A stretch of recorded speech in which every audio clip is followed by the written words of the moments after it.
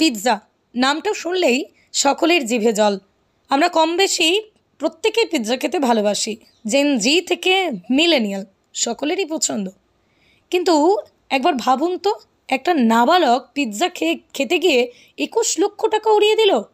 হ্যাঁ, ঠিকই শুনেছেন, সিনেমার দৃশ্য নয়, 21 লক্ষ টাকা পিৎজা খেতে গিয়ে উড়িয়ে ফেলেছে, খরচ করে ফেলেছে নাবালক। তাও অন্য কোথাও নয়, পূর্ব বর্ধমানের কালনার ঘটনা। কালনার কদমতলার এক 6ষ্ঠ শ্রেণীর ছাত্রের বিরুদ্ধে উঠল এক বিস্ময়কর অভিযোগ।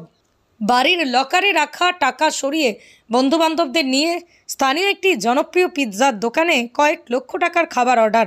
শুধু তাই নয়, পরিবার জানিয়েছে মোট খরচের অঙ্ক দাঁড়িয়েছে প্রায় 21 লক্ষ টাকা। ঘটনায় তীব্র চাঞ্চল্য ছড়িয়েছে কালনায়। কালনা থানায় ওই নাবালকের পরিবারের তরফে লিখিত অভিযোগ দায়ের করা হয়। পাশাপাশি স্থানীয় বাসিন্দারাও থানার সামনে জমায়েত করেন। অভিযোগ, পরিবার একটি বাড়ি বিক্রি করে সঞ্চিত অর্থ মিলিয়ে প্রায় 25 লক্ষ টাকা একটি লকারে রেখেছিল। মঙ্গলবার হঠাৎই পরিবারের তরফে লকার খুললেই দেখা যায় 21 লক্ষ টাকা নেই। তারপরই নাবালককে জিজ্ঞাসাবাদ করে জানতে পারে স্থানীয় এক নামী পিৎজা দোকানে খেয়ে টাকা খরচ করেছে। এও জানতে পারে দোকানের উপর পুরো ফ্লোরটি পর্যন্ত মাঝে মধ্যে বুক করে বন্ধুদের সঙ্গে আনন্দে সময় কাটাতো সে। পরিবারের অভিযোগ, এই ঘটনার নেপথ্যে রয়েছে স্থানীয় এলাকার একাধিক ব্যক্তি। তারা নাবালককে ভয় দেখিয়ে টাকা নিয়েছে বলেও দাবি। নাবালকের পরিবারের প্রশ্ন, পিৎজা খেয়ে 5-6 লক্ষ টাকা খরচ হতে পারে, কিন্তু 21 লক্ষ? ঘটনার তদন্তে নেমেছে কালনা থানার পুলিশ। ইতিমধ্যে ওই পিৎজা দোকানের ম্যানেজারকে আটক করে জিজ্ঞাসাবাদ করা হয়েছে। একটা বন্ধু আসতো রোজ, ও আলমারি খুলতে জানতো, আমি কিছু জানি না, আলমারি খুলতেও জানতো। আর একটা বন্ধু ছিল নেপু, ও তুলে ধরতো, ওই ছেলেটা আমি বার করতাম, দুটো বড় ছেলেটা আমি বার করতাম। তোমাকে কি কেউ প্রেসার করতো? হ্যাঁ হ্যাঁ হ্যাঁ, কে করতো প্রেসার? গৌরী, ছোটকা, দেব, আকাশ। তারা কি বড় না ছোট? বড়। তারা কি বলতো? ওরা বলতো টাকা ফাঁকা যদি না দিই। ব্ল্যাকমেল কে করতো?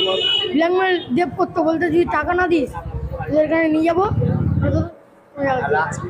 এই টাকাগুলো নিয়ে কোথায় কোথায় খরচ করেছো? এখানে করেছি,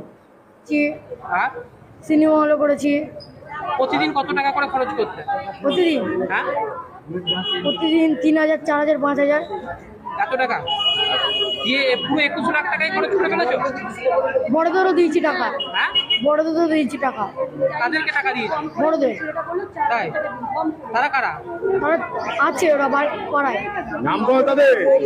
ছোটকা, গৌরী, আকাশ, দোদো, দেব, রাজ, রানু। জানি না যে কবে থেকে হচ্ছে, 2 মাস ধরে খাওয়া যাচ্ছে। কাল আমি আজ 3 দিন আগে যখন লকার খুলে দেখছি তখন দেখছি টাকা।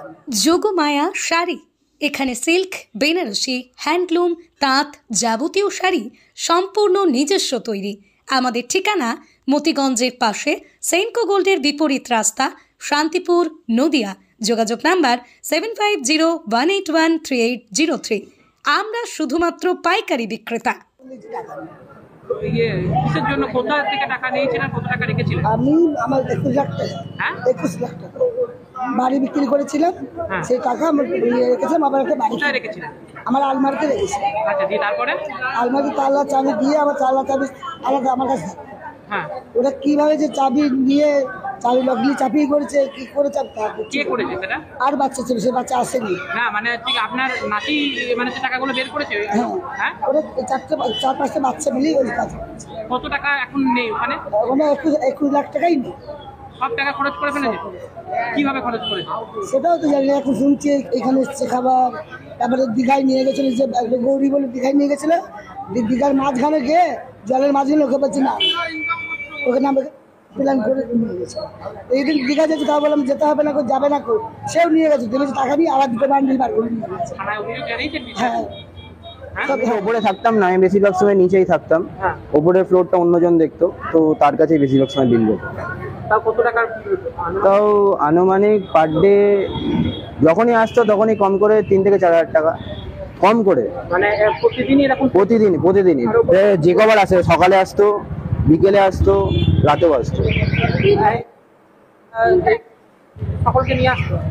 হ্যাঁ, ওটাই সকলকে নিয়ে আসতো।